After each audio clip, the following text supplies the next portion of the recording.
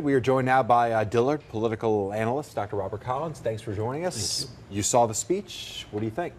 Well, I want to give the mayor credit and give her team credit. The majority of the speech, I think, was well written and well delivered. So I think that was good. I think there were some structural issues there that I think could have been easily avoided. For one thing, there was really no reason for the mayor to mention the apartment in there. That's a distraction. That's a personal issue. Doesn't have to do anything with, that's a personal complaint, a personal criticism. That doesn't have anything to do with overarching city public policy issues, and I think it detracted from the larger policy issues. So I think that was a mistake, and I'm assuming she probably ad-libbed there, because I can't imagine any professional speechwriter would have written that in there. So that was an issue. Two, I think the number one issue, if we look at all the polling, is crime. And the mayor didn't start hitting on the crime issue until about 30 minutes into the speech. It was only a 42-minute speech. So when you have a 42-minute speech, you want to spend more time than the last 6 or 7 minutes dealing with the crime issue. So the way I would have structured, and I think the way most speechwriters would have structured it, is, speeches should crescendo. And so you deal with the tough issues first. So I would have put crime number one, talk about the current issue of crime, what she's going to do about crime, and really spend the meat of the speech on dealing with the crime issue. And then at the end, that's when you hit the high points. You talk about tourism successes, infrastructure successes, budget surplus, the federal money you're getting in, and you hit all the high notes and you close on a positive. That's standard structure for a State of the Union speech.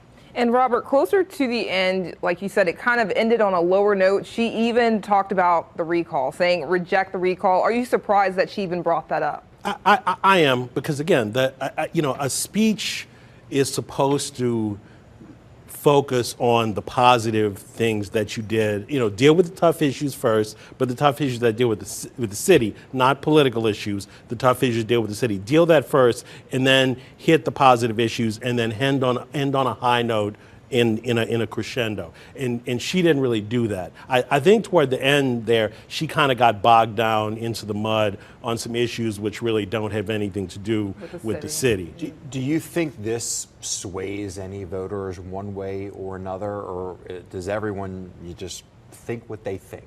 I think a speech like this is not really going to change any minds. And also, State of the City addresses, and I guess State of the State, addresses with governors don't really have the same power as the State of the Union address that a president gives, because the State of the Union address is more of a cultural event. It's more of a large-scale social event.